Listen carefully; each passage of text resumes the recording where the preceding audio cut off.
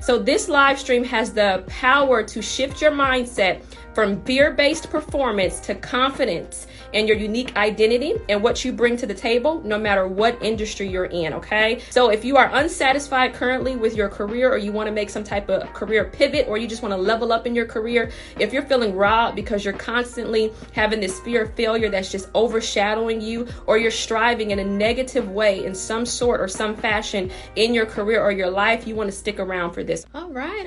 Hello. I am Raven Knoll, known as the Soul Physician, and I am a mindset coach, life coach, and speaker. And today I'm going to share with you some great information. I am super excited to be able to be before you on live stream. Today I'm going to be teaching you about perfectionism and success. Okay, so in the next 20 to 30 minutes, all right, just give me 20 to 30 minutes. I'm going to talk to you about what happens when perfectionism determines your success. Okay, so if that is you, if you feel like you struggle with perfectionism, or you know someone that struggles with perfectionism, this is the live stream for you. Here's what's important to know about perfectionism and what you need to do. All right. So here's the thing: to get to the root of perfectionism, we have to determine where did it start. Okay, that's the important thing. We have to determine where did it start and how did it start. You think that you're a perfectionist and you'd say, okay, I'm a perfectionist.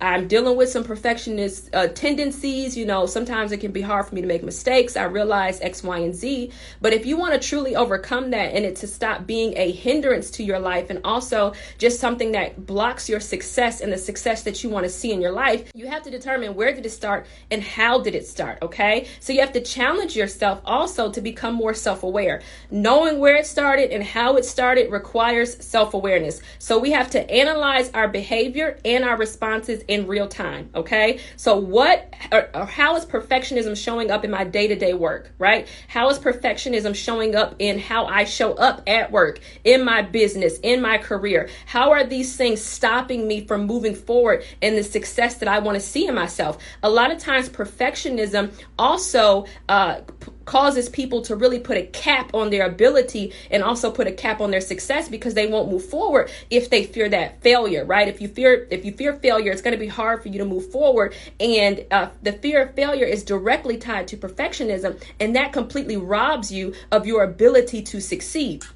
And so once you determine where it began, then you have to determine what's my earliest memories of these things. What's my earliest memories of perfectionism taking place in my life, and it really showing up in my life, whether that's in school, if that's in childhood, if that's in college, if that's in your adult years. We want to backtrack and find out how these things began in your life and what we can do about it now. So perfectionism can form in many different ways. Okay, so there's no one way that perfectionism begins.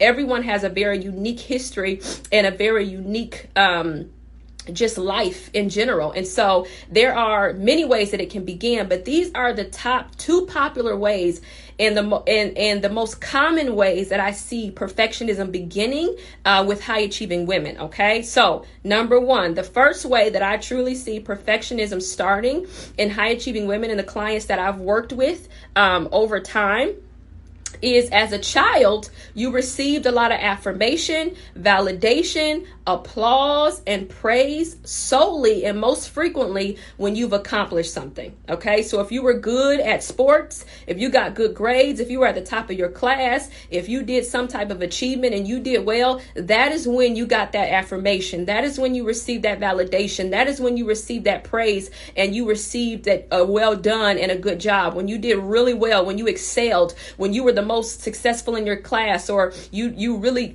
brought home the good grades and all those different things, or you just excelled in some type of way, that's when you received praise and affirmation from your parents or those that are authority figures. And so a child begins to realize that they're receiving that affirmation in ways that they're not receiving it in other ways, maybe just being who you are, or in your household, your mother or your father only begin to acknowledge you or see you or praise you or bring forth applause to you if you were doing something well. And so that shapes in your mind that I have to continue to keep up with this. I can't fail. I can't get it wrong. I have to continue to be very high achieving. I have to continue to excel in everything that I do. If it costs me, other things in my life, or if it costs me friendships, or if it costs me my desires, or if it costs me the things that I want to do, it doesn't matter, because I realize that I can get that affirmation, that validation where I've been lacking if I'm doing well. So it shapes a perfectionism or perfectionist mind in high achieving women. And then number two, what also happens is that you can be on the opposite end of the spectrum, and you cannot fit in, or you were not popular as a child or in your teenage years at all, but you worked your butt off in college, right? You worked your butt off in college or in your career field, and that allowed you to obtain a level of success, and you began to enjoy that, right? Becoming very popular later in life, rather than being popular at the beginning of life, can also began to shape this perfectionism or perfectionist mindset, because you want to continue to feel that praise, and you want to continue to receive that validation, and you want to continue to be noticed for your accomplishments and your achievements, because you remember and are triggered to remember time and time again that you didn't receive that as a child. So now as an adult, that begins to shape your mind. Don't fail, get it right, do it perfect, keep going, all those different things. And so you want to keep up with that, right? You want to keep up with that as an adult. But it becomes so unhealthy, and it becomes so toxic to your ability to really enjoy what you're doing. And like I said earlier, you'll wake up one day and realize you don't even enjoy any of this, but you went with what made you feel good and what you received that affirmation and that applause in. And sometimes with that number two thing, people often deal with imposter syndrome as well, or narcissistic behavior. Okay, so that's another little extra tip that we're not even gonna go in right now, but that happens very, very, very, very commonly. Okay, but both ways will cause you to follow praise and not purpose. Okay, both of these ways will cause you to follow praise and not purpose. And sometimes people are like, I don't feel that I am a person that really, tries to fit in, or I don't go with the crowd and all those different things, which could be true. But what are you receiving praise from? What are you receiving the affirmation from? If you are receiving the affirmation from your success, from what you're able to do well in the workplace, from the business that you've built, if you're receiving those things from that, and you lack that as a child, or you really realize that is the only way that people see you or notice you, you're going to continue to feed on that. And so that's why that perfectionism continues to be breeded and continues to live and grow in your life. And so this is why so many high achieving women end up in very successful careers, very successful businesses you've built, right? And have all this, success by definition, okay? But are truly unfulfilled and lack a genuine understanding of what they want out of life, okay? You have all this success by definition, but you truly lack what you want out of life and what you truly desire. So when I'm working with my clients, I start them off with 2 steps to help them overcome perfectionism, okay?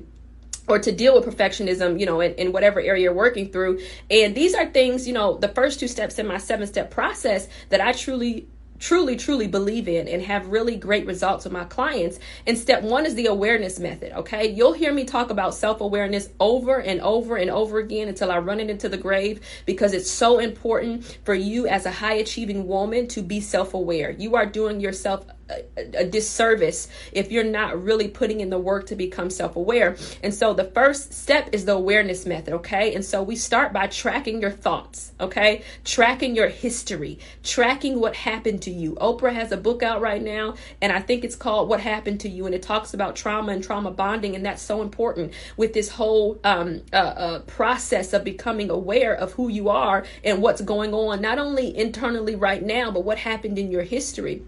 And so we start tracking daily thinking patterns, okay? How is perfectionism showing up day in and day out in your mind, in your thoughts? Are you perceiving different things where you're triggered to automatically respond in a way that is perfect, or a way that is performing, or a way that is showing up for others so that you can get that applause and that praise that you feed off of? And so we have to also determine, is this a consistent mindset, or is it triggered when certain things happen? Some people have taking on the complete perspective or the personality or the character of perfectionism, right? And so you have to determine, is this consistent or is it triggered when certain things happen? Is it triggered when I feel like I'm a failure? Is it triggered when I didn't do my best in a work assignment, or, my coworker got the praise and I did not, but I put the work in? Is it triggered case by case, or is this something that you are consistently living with day in and day out? So we have to do that work.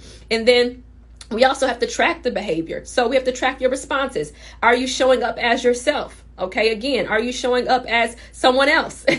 Are you putting on a mask that makes you most popular in the moment? That's important, okay? And then do you feel the need to perform at all times? Is this something that you don't even realize that you're doing? Is it second nature, or is it something that you realize that you're doing, but you're continuing to do it anyway? You realize that the behavior is not healthy, but at the same time, there's such an emptiness within you and such a need and a craving for that affirmation and that attention that you do it anyway, okay? Is performing natural to you? Is that something that's just second nature that you realize is happening?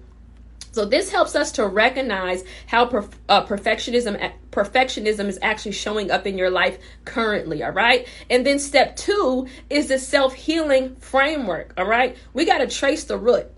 What happened to you, okay? And what happened in your childhood that created this mindset and this way of life for you? That's extremely important. And so we're working through the starting point of all of this, and then we're also determining how was it reinforced over time, okay? So perfectionism has a starting point. This behavior has a starting point, but how was it also reinforced over time, okay? It started somewhere, but it continued to grow over time, and that's something that we have to do. And so one thing that I know high achieving women don't always like to do is that we don't like to do emotions, right? You're like, I don't want to feel down. I got too much to do. I got too much I need to accomplish. I don't have time to be all weak, and I don't have time to feel through all these feelings. But let me explain something to you that is extremely important for you to do for a time period, okay? And to learn how to do it healthily if you want breakthrough in this area, if you want to see yourself overcome some of these obstacles that you're dealing with perfectionism. So you have to confront the pain.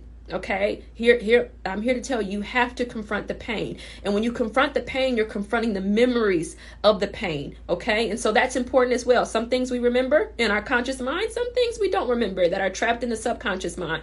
But the important thing is that we walk through these things so that you can confront yourself. All right, confront the person that you are today, and even some of the decisions that you made in the past that continues to reinforce this behavior. So you have to be willing to heal what's going on internally, forgive those that played a part in creating this mindset, whether that was your parents, children, and your youth, leaders, whatever. And then you have to be willing to unlearn to relearn, okay? You have to be willing to unlearn to relearn. All of this is necessary if you want to make a mindset shift, okay? All of this is necessary if you want to have success, not only from a healthy place, but that you truly enjoy, okay? That you don't wake up and ask yourself, why did I even choose this career path, or what was I thinking when I got here and I did this, all right? So I've worked with numerous clients who have used my methodology to completely shift and pivot the direction that they're going in their lives and their careers. And I've done this work for so long, and I've seen the results that come from doing this internal and mindset work. Okay. So for example, I've been working with a client in my group coaching program that recently wrapped up, and she's an accountant. Okay. She works as an accountant. That's what she does as a profession. She went to school for it. All that good stuff. After going through my program and healing and doing a lot of the self-awareness work and really doing the internal work that was necessary for her to shift and to pivot and to truly face herself, she made a pivot in the complete career direction that she was going in, and is now pursuing entrepreneurship as a dating coach. You see the difference there? As a dating coach, because sometimes we go in the direction that our parents feel that we should go in. We go in the direction that our culture says we should go in. We go in the direction that seems popular, but that's not always what brings us fulfillment And that's not always what aligns with our purpose, right? And so I've also worked with a client who I've worked in my group, my group program, as well as one-on-one, and she was in the field of corrections, right? She was working in the corrections field, and after going through a lot of the work to do the internal healing, and I remember starting off with her, and she was just so confused. She was just wondering, what am I, what on the earth am I here for? What am I supposed to do with my life? I don't like this career field. I don't like what I'm doing. It's a lot of high stress, and this is just not something that I wanted to do, and I don't even know, how I got here. And after going through my program and really working through the internal parts of her heart and just the internal parts of her history and just working through her own mistakes and feeling as if, she just went with what was most relevant or what she's seen others do, she is now get this, okay? She had made a complete pivot, and now she is working as an event planner and an event coordinator, truly enjoying what she does, okay? Complete pivot, and the level of stress that has been removed from her to be able to really just enjoy what she's doing and enjoy her life. And then I give you one more example. I was working with a sales and marketing manager who I've worked with one-on-one, and she was in that field, and she just realized that she wasn't sure if she had the integrity, her integrity just did not match with this sales field, and she just felt like it was a lot, but it brought in the money that she enjoyed, right? Because sales brings in a lot of money, but she realized that integrity-wise, it was just not matching up with her beliefs and matching up with just who she was as a person, and she just did not like it. And so we worked through a lot of the internal things of fearing failure and some of the perfectionism that she was dealing with personally. And I was able to walk her through my 7-step process. And at the end of that, she ended up staying in corporate America because she worked in corporate America. But what she did is that she pivoted the actual position that she worked in corporate America, and she applied to work as a director of operations within her company. And it allowed her to stay within the company, but it allowed her to pivot, and she actually got a promotion. So from going from a sales and marketing manager to a director of operations. And so she realized that she enjoyed corporate America, and she enjoyed the field that she worked in as far as the actual job place, but she did not enjoy the actual position. And so we were able to work together to determine what did that look like for her. And it also gave her the courage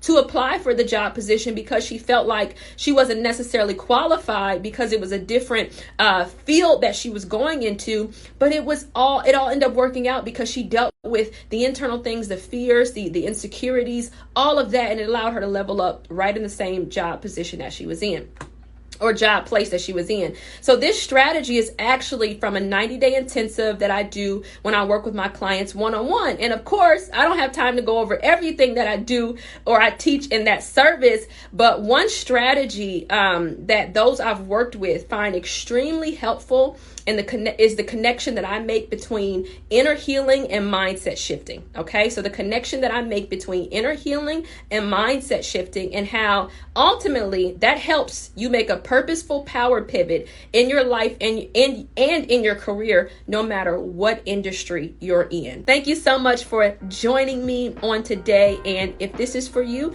go ahead and meet me in the DMs, and I'll talk to y'all soon. See ya.